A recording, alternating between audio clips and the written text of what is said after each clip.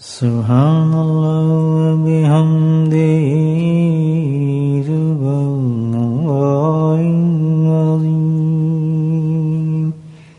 Subhanallah wa bihamdihi subhanallahil azim. Subhanallah wa bihamdihi subhanallahil.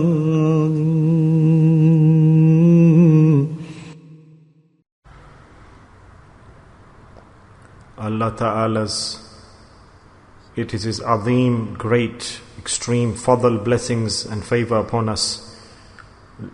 Lakul hamd, lakullahu, all praises are due to Allah, are for Allah, who has today,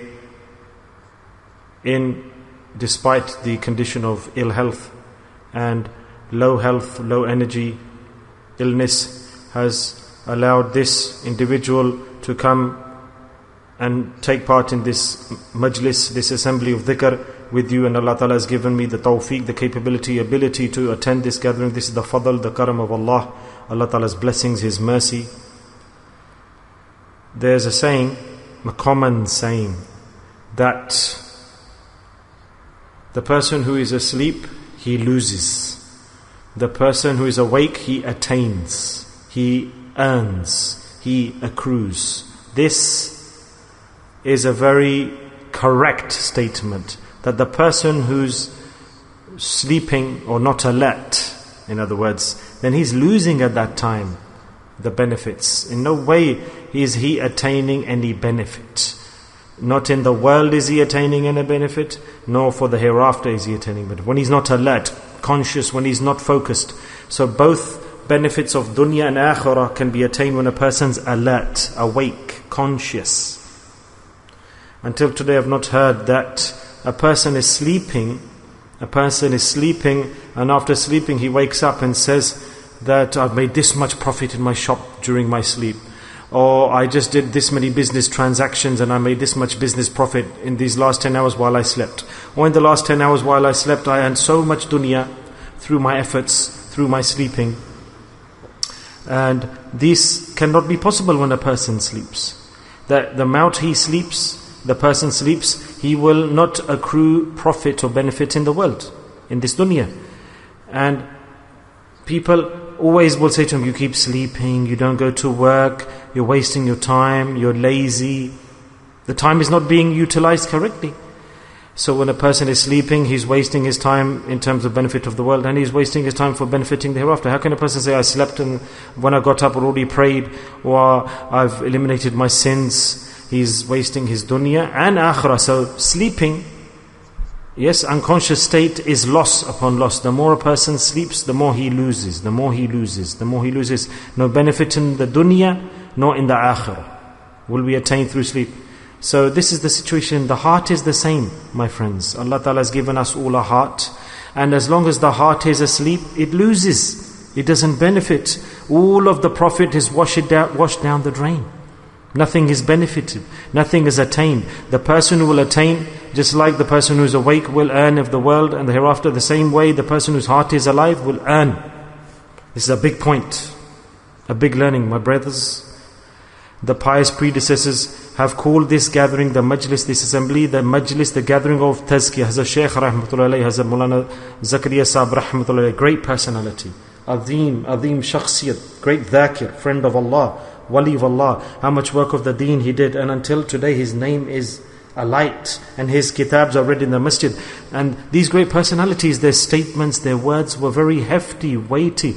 Allah Ta'ala would give ilham on their qulub, on their hearts, inspire them directly so they could benefit mankind. So these are the statements of the pious predecessors that when 4, 5, 10, 15, 20, 3, 9, 10, when people get together, yes, plural, a collection of people, and the objective of that gathering is to do dhikr, is to remember Allah. Because people gather for many objectives in the world. They could be for the deen or for the dunya, but especially for this point, this objective that the pious predecessors have said, that they gather, they assemble, and their niyyah is that when we sit together we will do the dhikr of Allah. Then that gathering is called a gathering of tazkiyah, purification, cleansing. What is tazkiyah? Tazkiyah. Let's hear this first. Tazkiyah is, in the language of ma'rifah, attaining Allah's nearness, to focus on one's deficiencies, to look towards one's deficiencies, downfalls, weaknesses. What weaknesses do I have in terms of deen within myself in my life? So here, in this gathering of tazkiyah, we don't praise each other and oneself. Rather, we look at and demonstrate our weaknesses. So the ulama karam, the muftiyan, everyone sitting there equal in the majlis of the wali of Allah. And they say, look at our titles, hadith and scholar and ilm and knowledge. They tie everything in a bundle and leave it outside the door before the gathering starts. And then they sit in the gathering of the wali of Allah. Why? Because we have come here to see our deficiencies, not to praise ourselves. So when a person comes like this, then the friends of Allah, their majlis, their gathering of tazkiyah, of dhikr, there are people who are young and old and all life long we've done ibadat and worship, but nobody's extracted our deficiencies, nobody's highlighted to us or scanned our wrongs, and we just keep going towards an objective that we don't understand. For this reason, the noble Prophet ﷺ, when he defined to us وَيُعَلِّمُهُمُ الْقُرْآنِ وَالْحِكْمَةَ وَيُزَكِّيهِمْ, the Qur'an and the hikmah and tazkiyah وَيُزَكِّيهِمْ, all three things came from Rasulullah ﷺ. So this is what we're talking about, tazkiyah. So there are many things. We read the Qur'an, we keep reading the Qur'an. The Qur'an, by reciting the Qur'an, we cannot solve certain issues. Yes, by learning ilm, knowledge, talking about deen, you cannot solve those issues. But how do we correct ourselves? From tazkiyah, from dhikr of Allah, we can solve those specific issues. This is the difference in the majalis. But because this is a majlis, we're sitting here broken, and with your sadaqah, due to your blessings, I'm also included in this gathering with you. That's why we speak on these subjects, that the deficiencies in me, the downfalls within me, the things that are lacking in me, I need to focus on them. So don't be distressed, don't be unhappy, don't be sad, don't be angry that, oh, why are we highlighting our issues and deficiencies? We should have this thought that we're here, let's look at our deficiencies, fill in the blanks, fill in the dotted lines, so we can promote ourselves in the hereafter. Isn't this right? If we sit, oh, I'm fine, I'm guaranteed salvation, I'm forgiven. What's this? Always you're saying positive and negative and criticism and analysis. Then there's no benefit of saying that. There's no benefit of dhikr if we don't analyze our lives and our deeds and our conditions. That's why the pious predecessors, when they have the gathering of dhikr, the majlis, before the majlis of dhikr starts, they speak a few words and have a discussion so we can realize why we're doing dhikr. Do you understand what I'm saying? So this is the situation of tazkiyah, purification. So with this intention I am talking to you. I'm not saying you are deficient, you're no good, you're sinners and I'm better. No. Don't be disrespectful to me. You're elder than me, you're older than me, you're greater than me, you're alims and scholars and better people than me. But this is the majlis of dhikr. I've come for this reason. I've come to analyze my own issues so that Allah Ta'ala can help me to eliminate my deficiencies and wrongdoings. So now, as I was saying, the person who is asleep, normally speaking, generally speaking, is in loss. He's always in loss. He doesn't attain anything while he's sleeping. He's snoring, tossing and turning, sleeping on an expensive bed, hot water bottle, nice quilt, nice blanket, nice pillows. And if it's cold, he's got the heating system on, the ventilation system on. If there's a cold climate, he's got the heaters on. If it's hot, he's got the air conditioning on, the doors are closed, and he's sleeping nicely, peacefully, beautifully, comfortably. But he's wasting his time. 60 years have passed and more time is passing, and he's losing out on that time of a sleep. Zero upon zero. You wake up after 10 hours, after 5 hours, doesn't matter how good the bed is, how beautiful the room is, how comfortable it is, luxury. Has he attained anything for this world and thereafter? No. Because he kept on sleeping. And what did he do while he was sleeping? Oh, I saw a dream and I was going somewhere and people came to me and I accepted me as a king and I had a crown on my head, and then I bought some assets, I had some shops, I made so much profit, this was my market, I was the boss, I was the proprietor. What was this? All in a dream. Where is it now? No, it was a dream, it wasn't reality. So it was deception. He can't be a king, he wasn't a proprietor, he didn't have those assets, no profit. Rather he lost all of that time and nothing benefited from that time. Now if your heart is sleeping, same way it is just like that person who's sleeping physically on the bed. And we'll go to the akhirah in the same way. Oh, we did this, we did that, I did these actions, I did amal, I did practice, I worshipped physically. What will be those deeds? Those deeds were performed physically with the body and the heart was asleep. I did this action, I did that action. First question we ask, was your heart alive? Was it attentive? No, my heart was asleep. Then you are just dreaming. You are physically dreaming. Just like the person who's sleeping and sees the dreams, the same way the person who physically practices and his heart is not alive is like he's in the dreamland. So ask those people about who have to go in the morning to run the market. The person has to go early morning. So he sacrifices the sleep. To disturb the sleep, he will have to catch a plane, go to India or Bangladesh. He has to go in the morning. So that sleep, he will sacrifice that sleep to wake himself up. He knows that if he keeps on sleeping, then the plane's gone. Many people miss the flights like this. They oversleep. Oh, the flight's gone. I kept on sleeping. Yeah? You hear this, innit? What does that person do? So he sets the alarm.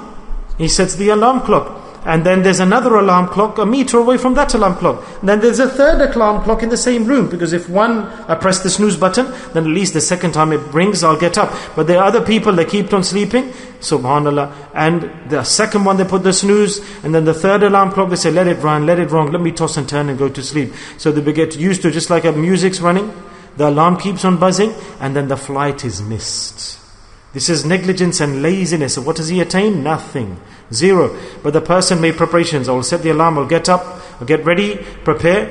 And because I've got to go to my shop, run my business, if I keep on sleeping, I won't turn. So he is alert, that person. He is conscious. He needed the alarm clock to wake up. You need the alarm clock, isn't it? So now this is the situation that our hearts are asleep. Our hearts are asleep. They're not awake. That a person whose heart is asleep and he has the desire for Allah, the heart has the nur, not the eyes. What we are looking for from the eyes, this is not the reality. If you want to see reality, then look from the eyesight of the heart. Allama Iqbal Sahib mentioned this. That if you want to ask and seek from Allah, then seek from the eyesight of the heart. If you want to attain, you're looking everything around you. The people who look from the eyes, with the visibility of the eyes, this is a dream. This is a dream. But when the eyes of your heart opens up, then your heart will allow everything to flood in. When your heart is alive, awake, conscious, then you won't see the physical dunya around you, you'll see the realities of the world around you. Then you'll see the realities of the world around you. You'll say, Subhanallah. You'll see the real things around you. What is the objective and the purpose and the reality of life? So in essence, our hearts are asleep. And if my heart is asleep, I'm negligent. If I die in this state, then I will depart from this world with zero profit. I'll say, Allah, I prayed salah. He'll present all of his stacks of salah, but his heart was asleep. Allah will say that there's no energy in your salah. There's no acceptance. There's no energy in your Qur'an. That's why I said before that these are words that will pinch us a little bit. All our life long we've prostrated, we've got the mihrab on our foreheads and the marks of prostration, but the reality is this. Allah won't look at the physical signs, your prostration, your salah. Look, one person's praying. He prays salah, he's got marks on his forehead, on his hands, on his ankles, on his knees of prostration and praying salah. But how does he pray salah? He's not praying in the correct way. He's sitting, standing, doing sujood, prostration. He's doing the physical movements. They're wrong. But he says, I'm praying salah. He's reading Quran, but how's he reading Quran? Not in the way that has been taught by Rasulullah sallallahu alaihi wasallam. So will that be salah? Will that salah be accepted? As much what happens? So in the same way, Allah Ta'ala said that if you want to worship me, first and foremost, make your hearts awake, alive. Make your hearts alive. That's the precondition. Your heart should be alive. And then when your heart is alive and awake, then when you pray salah, Allah says, I will accept your salah at that time, in that state of emotion. This is the reality. Listen to what I'm saying. This is the reality. This is the objective we have to attain. Do you understand what I'm saying? This is what we define as reality when the heart is awake and alive. So it's essential for the heart to be alive. And it's just like I have to get up in the morning to go and work, run my business to earn. For the same reason, to do ibadat, worship for acceptance, to get close to Allah, for ma'rifah, for Allah's nearness, the heart has to be alive. Otherwise, I'm not earning anything for the hereafter. Everything is zero. Give this message to people, to everyone around us. Make your hearts alive. Make your hearts alive. How will the heart be alive? If I don't revive it, how will it be alive? How will my deeds be accepted then? So Allah Ta'ala has given us the alarm clock. Just like I set the alarm clock in the night to wake up, to make sure I wake up in the morning to go to work. In the same way, when I do dhikr of Allah, the heart becomes alive. So dhikr of Allah is the alarm clock. So the life, the energy comes into the heart. The alarm clock for the heart is the dhikr of Allah. Remembering Allah is the alarm clock for the heart. And the person who doesn't set the alarm, he won't wake up. The heart won't be awake. So if you don't set the alarm clock for your heart will be asleep. It's essential to me. It's essential. And alhamdulillah, when the alarm rings, a person gets up. Somehow, In some time he gets up. So when a person likewise does dhikr of Allah, then the heart becomes alive, starts to stir and move and purr, and the energy comes, the life comes. And when the person gets awake, when he does the work of the dunya, he prays salah, he does the work for the akhirah, the deeds, the passion, the taste increases, and his maqam, his status increases. Just like his salah, it elevates. His tilawat, the recitation of Quran elevates. And all the work of the deen, the effort he does, it becomes different on a different level. That's why it is essential upon every one of us, lazim, compulsory, that we do dhikr of Allah. That we do dhikr of Allah. We need to make preparation, assign the practice of dhikr into our life. What a great schedule and program as Allah has given us. Morning and evening, 2 times Allah says at least do dhikr. Because if you do dhikr in the morning, and then when you do dhikr in the evening, if you do dhikr in the morning, then all day long your heart is exposed to the world. Then when you go back to sleep, or before you go to sleep, you give the alarm clock to the heart again, you awaken it again, you do the dhikr of Allah again, then your heart will stay alive through the night. And there doesn't come an opportunity for the heart to sleep. In the same way, you do dhikr in the morning, your heart's alive during the day. You do dhikr in the night, it's hard during the night. And when the maut comes, you leave with the heart that is alive into the next world. Do you understand now how great is the action of dhikr? Yes, it's a great deed, say the walis of Allah. That's why, my brothers, dhikr of Allah, remembrance of Allah is important. Come to these majalis, to the assemblies, gatherings, sit down, bring regularity, steadfastness of dhikr into your life. And the dhikr of the heart is very good. Practice this, that your heart is always saying Allah, Allah, Allah. Do maraqabah. Concentrate on the heart, morning, evening, 15-20 minutes. Sit down, close your eyes without any movement of the tongue. Say in your heart, Allah, Allah, Allah, Allah, Allah, Allah, Allah. And when we practice this, when the heart starts to say Allah, Allah, Alhamdulillah, when your heart or mind thinks of something bad, your heart will say Allah, Allah, Allah, and your hand will stop. Your heart will say Allah, Allah, Allah. How will your hand do wrong? Because your heart is detached from the wrongdoing, and you will feel sudden state of sadness, that why are you doing wrong, why are you doing haram? Because your heart is now alive. So alhamdulillah, struggle, strive, everything is done through striving and making effort. May Allah Ta'ala make all of our hearts alive. Ameen. And may we live our life and get the munafa, the profit of the hereafter, and may we depart, may we earn in this world with a heart that is alive. Allah has given us ocean of deen. The deen of Allah, the religion of Islam is an ocean, and everything is there to get us to the ma'rifah, the nearness of Allah. And only can we attain the ma'rifah and nearness of Allah when the heart is awake and the light comes in the heart, and we are become alert, and we will attain the nearness to Allah. May Allah Ta'ala accept this majlis, this gathering, our coming. May Allah accept it, and this destination, this journey that we're going towards the destination, we're trying to make our hearts awake. May Allah Ta'ala illuminate our hearts. Recite the Durood Sharif.